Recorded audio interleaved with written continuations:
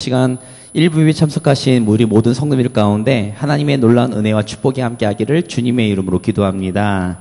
우리 옆에 계신 분과 함께 환하게 웃으면서 아침 인사를 하겠습니다. 주님의 이름으로 사랑하고 축복합니다. 함께 인사하겠습니다.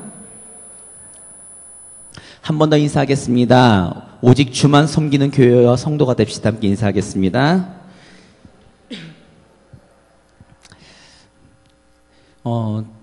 제가 제 얘기를 잠깐 설교 전에 하려고 합니다. 저는 모태신앙입니다.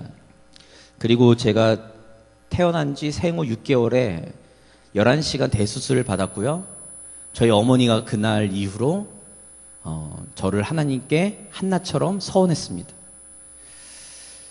그 영향 때문인지 몰라도 제가 학창시절을 생각하면 학교, 집, 교회 이 세 군데밖에 다닌 적이 없어요. 제가 들었던 음악은 모든 음악이 다 CCM 음악이었습니다. 우리나라 거, 외국 거 할 것 없이 CCM 음악만 들었어요. 대중가요는 듣지도 않았습니다. 제가 읽었던 서적은 90%가 신앙서적이었습니다. 매 달마다 한두 권 이상씩 기독교 서점에서 제가 학교 공부를 제외하고 책을 사가지고 항상 읽었고요. 교회에서 드리는 모든 예배를 참석했습니다. 부흥회뿐만이 아니라 저는 감리교회였는데 6개월에 한 번씩 방학 기간에 사경회라는 걸 했어요. 성경 공부를 하는 시간이었거든요. 그 사경회를 다 참석했었고요.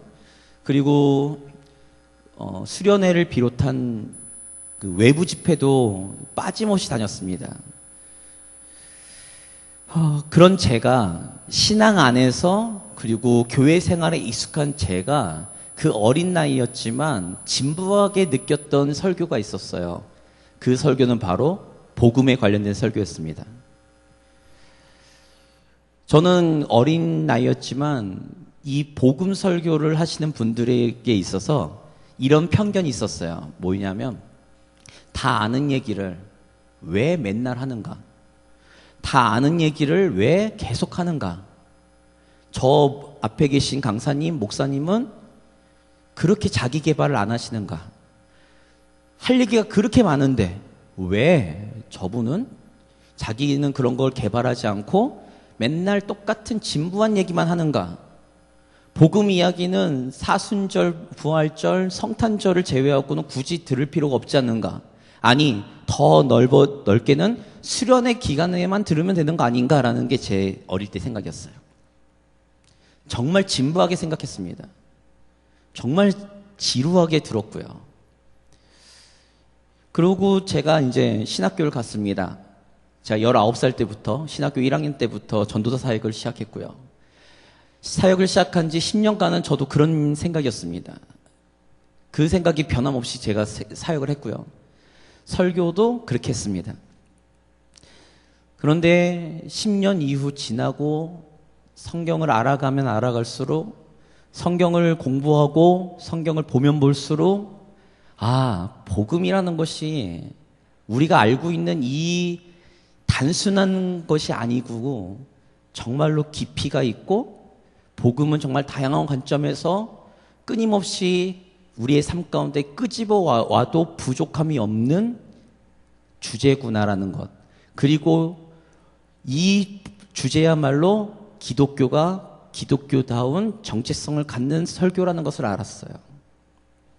제가 이 서론을 까는 이유가 다들 눈치채셨는지 모르겠지만 제가 1부 예배 지금 설교 3주 하는데 3주 동안 똑같은 주제입니다. 복음에 대한 주제죠. 아마 저와 비슷하게 생각하시는 우리 성도님들이 계실 것 같아서 제가 미리 연막을 치고 이제 설교를 시작하려고 합니다. 오늘은 제목을 이렇게 정해봤어요. 끝까지 복음을 붙들어야 합니다. 라는 제목을 가졌습니다. 왜 끝까지 복음을 붙들어야 되는가? 이것이 어떤 의미인지 제가 오늘 본문의 말씀과 성경의 말씀을 함께 나누면서 시작하려고 합니다. 우리 성도님들은 창세기 1장에 하나님께서 이 땅을 창조하시고 우리 인간을 창조하셨다는 사실을 믿으시는가요? 그 하나님께서 우리 인간을 창조하실 때 이렇게 창조하셨어요. 하나님의 형상대로 창조하셨죠. 하나님의 형상대로 창조하셨다는 의미는 우리 성도님들이 너무나 잘 알고 있는 의미, 하나님의 형상으로 창조받은 우리 인간과 하나님께서 인격적인 교제를 나누기 위해 라고 생각하시죠. 맞습니다. 틀리지 않아요. 그런데 그것을 조금 더 넘어서는 의미가 있습니다. 그 의미가 무엇이냐면 하나님의 형상대로 지음받았다는 얘기는 하나님의 대리 통치자가 된다라는 얘기입니다. 이 만물 가운데, 이 피조물 세계 가운데 하나님의 대리 통치자로서 하나님의 형상으로 지음받은 것입니다. 그래서 창세기 1장 27절, 28절에 보면 우리 아담을 창조하시고 하나님께서 명령하신 게 뭐냐면 너희는 생육하고 번성하여 땅에 충만하라, 땅을 다스리라고 얘기하죠. 그것은 하나님의 대리 통치자입니다. 대리 통치자로서 왜 하나님의 형상을 지음받은 것이 대리 통치자의 의미인가라고 했을 때 우리 성도님들이 혹시 옛날 뭐 이집트 배경이라든지 아니면 예전 뭐 그리스 신화 같은 이런 영화들을 보시면 어떤 왕이 있어요. 왕이 있으면 왕이 통치하는 곳에 꼭 세워지는 게 하나 있습니다. 무엇이 세워지는지 아시나요? 그 왕의 형상을 닮은 그 얼굴을 깎은 동상이 세워집니다. 아닌가? 맞잖아요. 이게 얼마 전 우리나라에도 있었습니다. 제5공화국 때까지 대통령 사진이 모든 관공서를 비롯해서 학교에 이르기까지 얼굴이 다 있었어요. 지금은 북한도 있습니다. 그 이유가 뭔지 아세요? 그 사진, 그 동상이 세워진 그곳은 그 왕이 다스리는 곳이라는 것을 의미합니다. 그래서 하나님의 형상대로 지음받은 우리가 인간인 아담이 딱 섰을 때 모든 피조물들은 하나님, 자신들을 창조하신 하나님의 형상으로 지음받은 사람을 보면서 하나님으로 인식했어요. 굉장히 고귀하지 않습니까? 하나님의 대리 통치자예요. 그래서 창세기 2장에 보면 하나님께서 아담 앞으로 모든 새와 동물들을 다 지나가게 하십니다. 그리고는 아담이 그 동물들을 보면서 뭐라고 이야기하는가 들어보시는 거죠. 그래서 아담이 앞에 지나가는 동물들을 보면서 아담이 이름을 불러요. 그 이름이 곧 이 동물들의 이름이 됩니다. 그런 대리 통치자로서의 권한을 하나님께서 주셨어요. 대리 통치자라는 얘기는요, 대리 통치자 되기 위해서 조건이 있습니다. 우리 성도님들. 조건이 뭔지 아세요? 첫 번째는 자신을 세워준 그 통치자를 그 사람의 말을 잘 들어야 됩니다. 그 사람의 말에 명령에 복종해야 됩니다. 그게 첫 번째 조건입니다. 그 두 번째 조건은 뭔지 아세요? 그리고 그 통치자의 마음을 자신이 그 마음을 그대로 자신이 대리 통치자로서 다스려야 됩니다. 이것이 대리 통치자가 가질 두 가지 조건이에요. 우리 성도님들 그 외교적으로 보면 우리나라에 대통령이 있으시잖아요? 대통령이 있는데 모든 나라, 우리의 우방 국가에 누굴 파견하나요? 대사를 파견합니다. 대사는요, 대통령의 권한을 위임받은 대리 통치자입니다. 그런데 대사가요, 만약에 한국에 있는 대통령의 정책을 몰라요. 그리고 자기 멋대로 행동을 해요. 외교적으로 결정을 내려요. 그러면 그 대사는요, 어떻게 될까요? 송환 조치돼서요, 한국에서 처벌을 받습니다. 우리가 하나님의 대리 통치자로 지음받았다는 얘기는요, 이거예요. 하나님의 통치를 받아야 돼요. 하나님의 통치를 받고 하나님의 통치대로 하나님의 마음을 가지고 이 땅을 다스리고 이 땅에 살아가는 것을 의미합니다. 그래서 성경에서 전체 창세기부터 요한계시록까지 이르는 모든 성경에서 우리 성도들에게 하나님께서 명령하시고 하나님께서 가장 중요하게 생각하시는 것이 무엇인지 아십니까? 하나님의 말씀에 순종하는 거예요. 그런데 아담과 하와가 창세기 3장에 범죄합니다. 죄를 짓죠. 죄를 짓는 게 어떤 죄인 줄 아세요? 우리가 생각한 도덕적인 죄가 아닙니다. 우린 잠깐만 도덕적인 죄라고 생각하는데 도덕적인 죄가 아니라 하나님의 통치를 거부하기 시작한 거예요.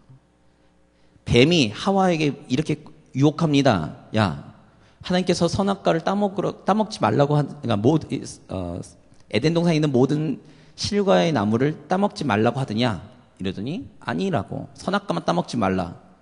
그게 왜 따먹지 말라고 하느냐? 뱀이 하와에게 이야기할 때 니네가 하나님처럼 될 걸 아셨기 때문에 하나님께서 먹지 말라고 하는 거다라고 유혹합니다. 하와와 아담에게 하나님께서 유일하게 명령하신 것이 있었어요. 선악과를 따먹지 말라는 거였거든요. 그것은 곧 하나님의 통치를 자신들은 끊임없이 하나님의 통치 가운데 있겠다라는 신앙의 고백과 같은 의미인데, 선악과를 따먹는 그 행위가 하나님의 통치를 더 이상 거부하고 내가 하나님처럼 높아지겠다라는 것을 의미합니다. 신학적으로 보면 천사장이었던 루시퍼가 왜 사탄이 되었는가, 하나님을 대적하는 악의 축이 되었는가라고 했을 때 하나님의 통치를 거부하였기 때문에 그렇습니다. 하나님처럼 높아지려고 했기 때문에 사탄은 범죄했고요. 사탄은 영원한 지옥불에 떨어질 수밖에 없는 존재가 되었습니다. 아담과 하와도 똑같은 거예요. 하나님의 통치를 안 받으려고 거부하는 거죠. 성경에서 보면 하나님의 나라, 그리고 하나님이 구약에서는 이스라엘 백성들에게, 신약에서는 우리 성도들에게 요구하시는 것이 있습니다. 이런 거예요. 나는 너의 하나님이 되고 너는 나의 백성이 되라는 거예요. 하나님이 되어주시고 하나님의 백성이 된다는 것은 하나님의 통치를 받겠다는 것을 의미합니다. 성경에서 하나님께서 우상숭배를 싫어하시는 이유가 있어요. 그 이유가 뭐냐면 종교적으로 자신의 삶 가운데 하나님의 통치를 거부하는 것을 의미하기 때문에 그렇습니다. 다른 신을 섬긴다는 것은 하나님의 통치를 거부하고 하나님을 믿지 못하는 그 믿음 가운데 그 다른 신을 내가 섬기고 그의 통치를 받겠다는 것을 의미하기 때문에 하나님께서는 성경에서 우상 숭배를 가장 싫어하셔요. 우리 성도님들, 제가 여기까지 이야기했는데 혹시 이해가 안 되시는 부분이 있으실지 모르겠지만, 우리는 하나님과의 교제를 위해서 창조받은 창조물이 아닙니다. 하나님과의 인격적인 교제를 나누는 것은 당연하지만 하나님의 그 인격적인 교제를 넘어서서 하나님의 대리 통치자로서 이 땅을 다스리고 이 땅을 섬기라고 하나님께서 우리를 지으셨어요. 그래서 모든 피조물 위에 하나님께서 주권자로 올려놓으셨죠. 그런데 우리는 하나님의 통치를 거부하고 그 모든 것들을 누리겠다라는 내 자신대로 내 욕심을 따라 내 마음대로 살겠다고 뛰쳐나간 것입니다. 그것이 누가복음 15장에서 이야기하는 탕자가 아닐까요? 우리는 탕자 같은 사람들이었습니다. 지금도 우리는 하나님의 통치를 받을 생각이 없잖아요. 우리는 하나님의 통치를 받을 생각이 없습니다. 받고 싶지 않습니다. 그것이 로마서 7장에서 바울 사도가 고백하는 내 안에 육신의 법과 생명의 법이 싸우는 거예요. 우리는 원래부터 하나님의 통치를 받으며 하나님의 통치권을 가지고 우리는 이 땅을 다스리며 살아갈 수 있는 고귀한 존재였습니다. 그런데 범죄함으로 내가 더 이상 하나님의 통치를 거부하고 나는 하나님 뜻이 아닌, 하나님의 말씀이 아닌 내 뜻대로 살겠다라고 뛰쳐나온 것이 성경에서 말하는 죄, 범죄입니다. 제가 이 얘기를 왜 하는가? 바울 사도는 로마서 10장 9절에 이렇게 이야기하고 있습니다. 우리 성도님들이 잘 아시는 이야기예요. 전도할 때 또 주로 쓰이는 본문이기도 하는데, 바울 사도는 구원에 대한 조건을 두 가지로 이야기하고 있습니다. 첫 번째는 제가 읽어드릴게요. 내가 만일 내 입으로 예수를 주로 시인하며, 첫 번째 조건입니다. 예수를 주로 시인하는 것. 두 번째가 하나님께서 그를 죽은 자 가운데 살리신 것을 내 마음에 믿으면 구원을 받으리라. 이것이 로마서 10장 9절에 바울이 말하는 구원관입니다. 근데 우리 성도님들은 앞에 이야기, 예수를 주로 시인하며, 이것을 그냥 우리의 입술로 고백한다고 생각하는 거예요. 고백하면, 예수님은 나의 주님이십니다. 예수님은 나의 구원자십니다. 라고 고백만 하면 구원을 받을 거라고 생각하시죠. 죄송하지만 바울이 이야기하는 이 의미는 다른 의미입니다. 예수를 주로 시인하며 라고 했을 때 여기서 말하는 주, 영어로는 마스터, 우리나라 말로는 주인. 특별히 바울이 신약 성경을 썼던 이 시대, 로마 시대에서 헬라어로 이 주라는 단어는 큐리오스입니다.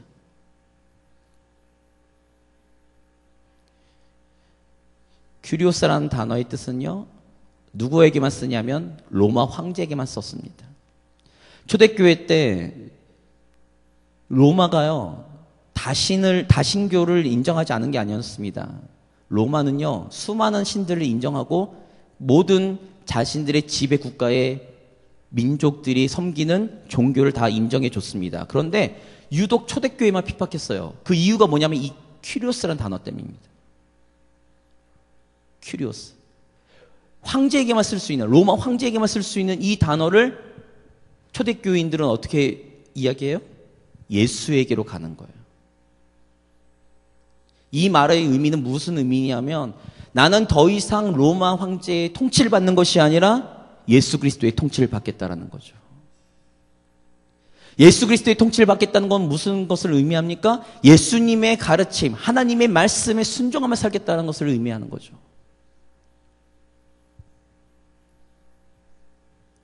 우리가 입으로 주로 시인한다는 것은 그냥 우리가 신앙 고백적인 고백을 하는 것이 아니라 우리의 삶의 전반적인 것들을 다 예수 그리스도의 이름 앞에 무릎 꿇게 하겠다는 얘기예요. 예수님의 생각이 나의 생각이 되고 예수님의 행동이 나의 행동이 되고 예수님의 가치관이 나의 가치관이 되는 것을 의미하는 것입니다. 이 이야기가 미국의 그레이스 처치라는 10,000명 이상 모이는 교회 담임 목사이신 존 메가더 목사님이 쓰신 책이 있어요. 우리나라 말로도 번역이 되었는데 그 책 이름이 참된 무릎 꿇음입니다. 혹시 궁금하시면 그 책을 읽으시면 더 도움이 되실 거예요. 예수의 이름 앞에 나의 모든 것, 나의 삶의 모든 것을 무릎 꿇게 하겠다. 이것이 예수를 주로 입으로 시인하는 것을 의미합니다. 그런데 오늘날 우리는 어떤 거죠? 우리는 그저 예수님은 나의 주님이십니다. 입으로만 고백하면 끝나는 줄 알아요. 바울은 그렇게 얘기하지 않습니다. 입으로 시인한다는 것은 그 당시에 입으로 시인한다는 것 자체가 곧 로마의 반역죄에 해당합니다. 로마의 반역죄에 해당되면 어떤 처벌 받으신 줄 아세요? 제일 무난한 게 원형 경기장에 사자를 풀어놓고 집어 던지는 겁니다. 두 번째로 아주 반역죄를 처단하는 가장 큰 대표적인 행위가 뭔지 아십니까? 십자가에 못 박는 겁니다.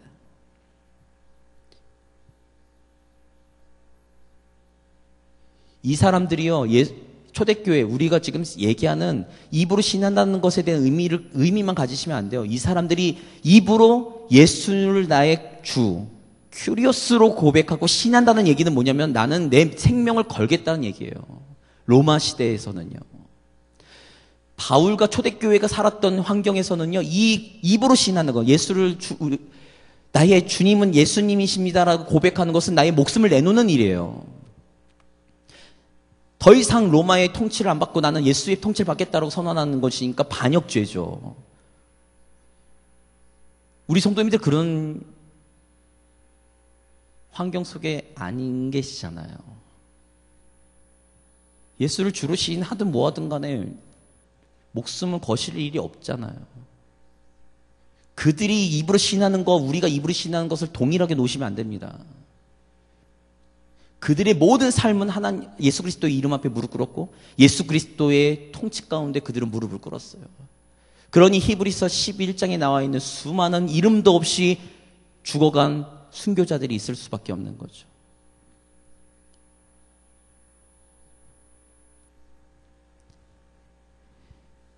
그리고 그 죽은 자 가운데서 살리신 것을 내 마음에 믿는 믿음, 그것이 구원을 받는 거죠. 예수를 그저 나의 주인으로만 모시는 것이 아니라 부활하신 하나님의 아들로 우리가 인정하고 믿는 거죠. 삼위일체신 하나님으로 우리가 인정하며 믿는 겁니다. 그 믿음이 있을 때 우리는 구원을 받는다라고 바울은 이야기합니다. 로마서 10장 9절입니다. 근데 이 고백이 비슷하게 다른 언어로 쓰여진 것이 오늘 본문의 말씀이에요. 그래서 오늘 제가 본문의 말씀을 지난주에 이어서 다시 끌고 왔습니다. 함께 읽어보겠습니다. 갈라디아서 2장 20절입니다. 같이 읽겠습니다. 내가 그리스도와 함께 십자가에 못 박혔나니 그런즉 이제는 내가 사는 것이 아니요 오직 내 안에 그리스도께서 사시는 것이라. 이제 내가 육체 가운데 사는 것은 나를 사랑하사 나를 위하여 자기 자신을 버리신 하나님의 아들을 믿는 믿음 안에서 사는 것이라. 전반부는 아까 말씀드린 것처럼 예수를 주로 시인하는 것. 그것이 아까 제가 뭐라고 말씀드렸죠? 나의 가치관을 버리고 나의 생각을 버리고 나의 욕심을 버리고 예수님의 통치를 받으며 예수님의 가르침과 예수님의 가치관을 따라 사는 것이라고 말씀드렸어요. 바울은 갈라디아서 2장 20절에 이렇게 고백합니다. 내가 그리스도와 함께 십자가에 못 박혔나니 그런즉 이제는 내가 사는 것이 아니요 오직 내 안에 그리스도께서 사시는 것이라. 바울은 이제 더 이상 내 육신의 자아로 사는 것이 아닙니다. 내 안에 사시는 그리스도로 말미암아 사는 것을 고백하는 거죠. 그 얘기는 예수님의 통치를 받겠다라는 선언입니다.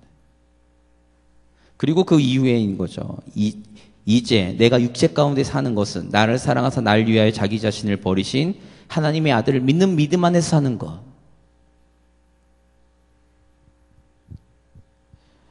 우리 성도님들에게 제가 오늘 끝까지 복음을 붙들어야 합니다라고 말씀드리는 이유가 여기 있습니다. 복음을 우리는 지금 한 면만 보고 있어요. 구원을 받기 위한 조건으로만 보고 있습니다. 그것이 뭐 틀린 말은 아닙니다. 근데 재밌는 게 있어요. 뭐냐면 예수님 신약성경 사복음서에 보면 예수님을 만난 사람들의 행적들이 나옵니다. 예수님을 만난 사람들의 행적들의 가장 큰 특징이 뭔지 아십니까? 그들은 예수님을 만나기 전의 삶에서 예수님을 만난 이후의 삶이 변화됐다는 거예요. 방향을 바꿨습니다. 가장 대표적인 예가 누구냐면 삭개오입니다. 삭개오는 세리장이었어요. 그 당시에 세리가 로마에게서 받아야 될 세금을 걷어서 로마에게 주고 나머지를 자기가 먹는 것은 일반적인 관례입니다. 그게 법적인 하자가 아니에요. 법적인 하자가 없습니다. 로마법에는. 왜냐하면 로마는 세금만 거두면 되거든요. 나머지 지네들이 먹든 말든 상관도 안 합니다. 법으로는 아무런 문제가 없었어요. 그러니까 용인해 줬죠. 그러니까 이 사람들은 도덕적으로 죄라고 생각하지 않습니다. 그런데 문제가 있어요. 같은 이스라엘 백성들을 착취하는 거였거든요. 법적인 문제는 하나도 없지만 인간적으로 봤을 때 하나님의 백성으로 하나님의 나라를 사는 사람으로서 사는 삶이 아니었습니다. 삭개오에게는 그 당시 세리들에게는 죄의식이라는 게 없었어요. 그저 유대인들에게서 따돌림을 받을 뿐이었죠. 유대인들이 죄인 취급했지 세리들은 자신의 삶에 대해서 죄라고 생각한 적이 단 한 번도 없습니다. 근데 예수님을 만난 세리들, 마태, 삭개오는 어떻게 됐냐면 자신들이 죄인인 것을 깨달았어요. 그리고는 그들의 삶을 청산하기 시작했죠. 이제 하나님의 나라의 백성으로 살기로 결단하고 자신들의 삶을 변화시켜 갑니다. 더 이상 자신의 욕심을 따라 내 삶을 내가 주관하면서 사는 것이 아니라 이제는 하나님의 말씀을 따라 하나님의 그 가치관을 따라 사는 삶으로 변화되었어요. 그것이 예수님을 만난 사람들의 기본적인 행적입니다. 그리고 그들은 끝까지 죽음에 이르는 그 자리에 이르기까지 예수님을 섬기고 예수님의 이름을 따라갔습니다. 그것이 예수님께서 말씀하는 십자가의 길이죠. 우리가 예수님의 길을 따라야 될 십자가의 길입니다. 그래서 제가 지난주에 설교 제목을 구원의 길이라는 제목으로 제가 설교를 했잖아요.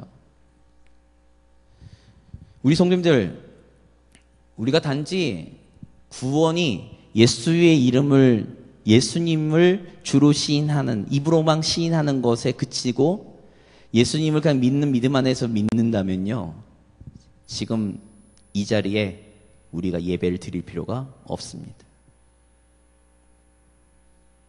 신앙생활 하실 필요 없으시죠. 그런데요, 예수님을 나의 통치자로 삼고 하나님의 원래의 창조의 계획이었던 하나님을 섬기는 대리 통치자로서 이 땅을 살아가며 하나님의 나라를 위해 하나님의 백성으로서 이 땅을 살아가는 우리가 예수님께서 말씀하신 구원의 길이라면 우리는 시시각각 이 자리에 함께 모여서 예수 그리스도의 이름을 높이고 예수님이 우리의 구원자이심을 고백하며 우리의 삶에 하나님의 뜻대로 살고 있는지 살지 못하고 있는지를 점검하고 하나님의 말씀을 듣고 하나님의 뜻을 따라 살려고 노력하는 우리의 삶의 태도가 있어야 된다는 거죠. 그러니 우리는 매번 예배를 드려야 됩니다. 우리는 하나님의 말씀을 청종해야 됩니다. 우리의 삶 가운데 그리스도인 것을 우리는 떳떳하게 우리의 정체성을 밝히며 그리스도인다운 삶을 살아가는 그런 우리의 모습이 있어야 된다는 거죠. 왜 그러냐면 그것이 바울이 이야기하는 구원의 조건이기 때문에 그렇습니다. 예수의 이름 앞에 무릎 꿇는 것, 예수님 앞에 우리의 삶을 내어드리는 것, 내가 주님의 기쁨이 되기 위해서 살아가는 것. 우리가 그냥 입술로만 함께 모여가지고 노래 좋다, 찬양 좋다 이렇게 부르고 그냥 그치는 것이 아니라 우리의 신앙의 고백으로 드리는 찬양이 되어야 된다는 거죠. 우리의 신앙의 고백으로 믿음 안에서 서리라고 우리가 고백한다는 거죠. 이 자리에서 우리가 결단하고 우리의 삶 가운데 그렇게 살려고 노력하는 모습이 우리에게 있어야 된다는 것입니다. 근데 우리는 과연 얼마나 그것에 대한 정체성을 갖고 있는가 돌아보셔야죠. 우리는 얼마나 예수 그리스도의 이름 앞에 우리의 모든 것을 무릎 꿇고 예수님의 이름 앞에 우리의 삶을 내어드리고 내가 아닌 예수님이 내 안에서 살아가는 삶을 살고 있는가. 바울의 이 고백처럼 말이죠. 돌아보셔야 됩니다. 연약합니다. 앞에 서 있는 저도 연약하고 앉아 계신 우리 성도님들도 연약합니다. 저 악에 빠져 있는 저 세상 가운데 살아가면서 그리스도인으로서 살아간다는 것이 얼마나 힘든 일인지 우리 성도님들 너무나 잘 알고 계실 거고 저도 잘 압니다. 그러나 그 가운데 우리가 그 하나님의 백성으로서 무릎 꿇고서 예수님의 이름 앞에 무릎 꿇고서 우리가 우리의 삶을 믿음으로 살려고 발버둥친 때 우리의 통치자이시며 우리의 주인 되신 하나님께서 내버려 두시겠냐고요. 저는 그렇지 않다고 생각합니다. 제 삶 가운데도 그런 고백이 있고 수많은 그런 간증이 있지 않습니까? 근데 문제는 우리는 그렇게 살려고 하지 않는 거예요. 미국 얘기를 잠깐 하면요. 미국 영화를 보시면요. 한 가지 주입시켜주는 메시지가 있습니다. 특별히 전쟁, 테러 뭐 이런 주제를 가지고 있는 영화들을 보시면요. 한 가지 메시지가 있어요. 미국 영화인데. 어떤 메시지인지 아세요? 평론가들이 아니시니까 영화를 그냥 재미삼아 보시니까요. 어떤 메시지가 숨겨져 있냐면 이런 거예요. 미국 시민이라면 미국 정부는 단 한 명이라도 반드시 구출해 줄 거다. 이것이 영화 속에 끊임없이 던져주는 메시지입니다.